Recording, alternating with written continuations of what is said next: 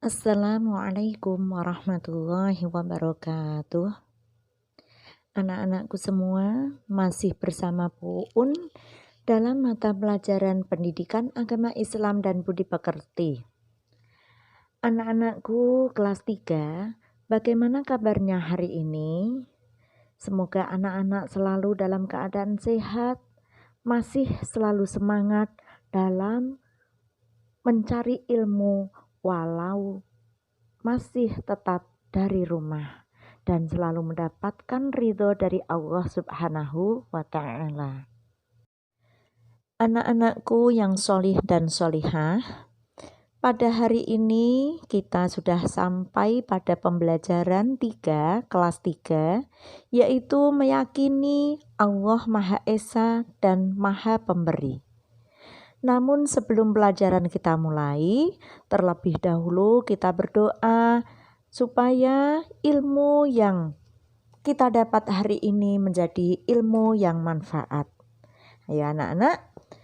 A'udzu billahi minasyaitonir rajim.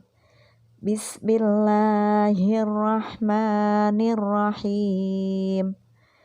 Raditu billahi rabba wa bil islami dina wa bi Muhammadin nabiyyan wa rasula.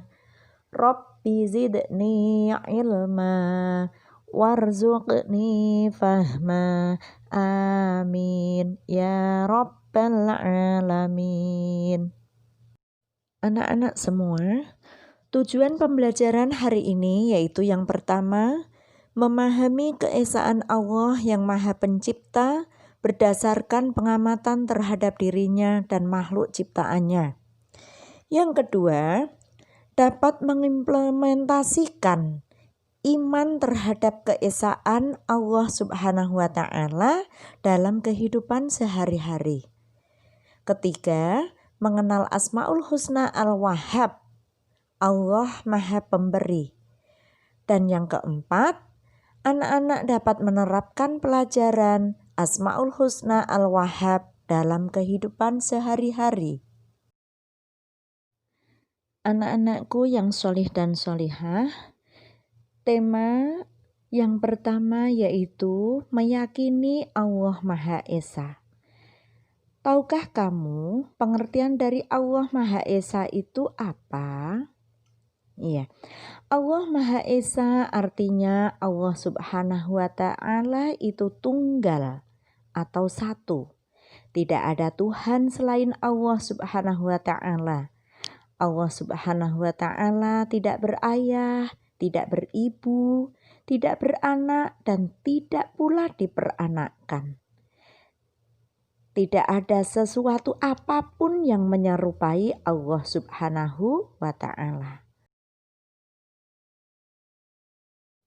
Perhatikan surah Al-Quran yaitu surah Al-Ikhlas ayat 1 sampai dengan ayat 4. A'udzu billahi minasyaitonir rajim.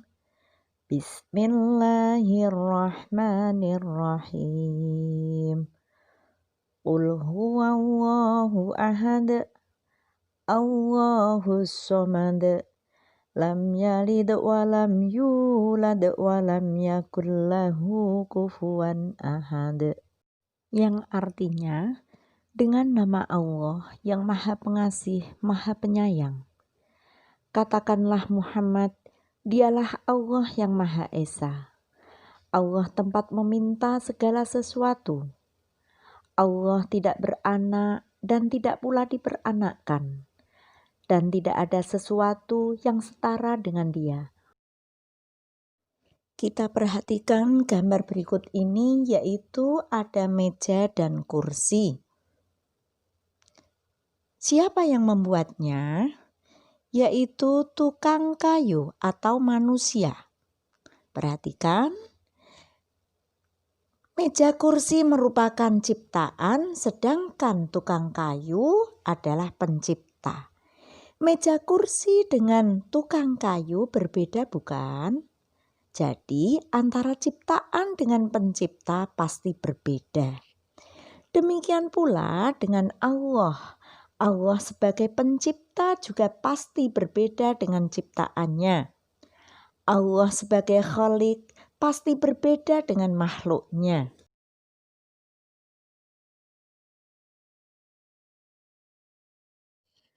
Kesimpulannya, sebagai seorang muslim, kita harus yakin bahwa Allah itu Maha Esa. Allah itu tunggal, satu-satunya Tuhan yang ada dan wajib kita sembah. Yang kedua, beribadah hanya kepada Allah Subhanahu wa Ta'ala. Ketiga, tidak boleh menyekutukan Allah Subhanahu wa Ta'ala. Dan yang keempat, selalu ingat kepada Allah dengan cara berzikir kepada Allah Subhanahu wa Ta'ala. Subtema yang kedua yaitu Allah Maha Pemberi. Allah Maha Pemberi adalah salah satu dari Asmaul Husna yaitu Al-Wahhab yang artinya Allah Maha Pemberi.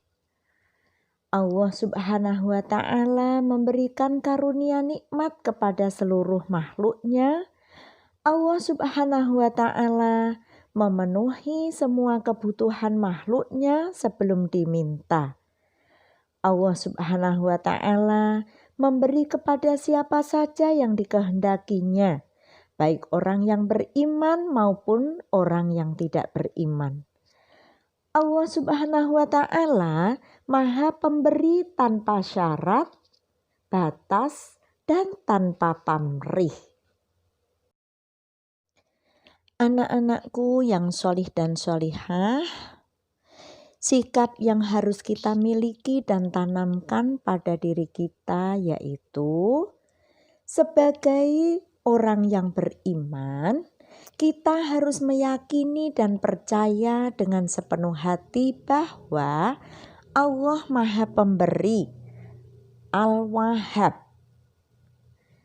Percaya tidak hanya dari hati, tetapi harus direalisasikan dalam kehidupan sehari-hari. Caranya seperti apa? Caranya yaitu, yang pertama, suka memberikan sesuatu atau berbagi kepada orang lain. 2, memberikan sesuatu dengan rasa ikhlas. Ketiga, memberikan sesuatu tanpa diminta. Demikianlah pembelajaran hari ini, semoga menjadi ilmu yang bermanfaat. Kita akhiri dengan bacaan hamdalah bersama. Alhamdulillahirabbil alamin. Wassalamualaikum warahmatullahi wabarakatuh.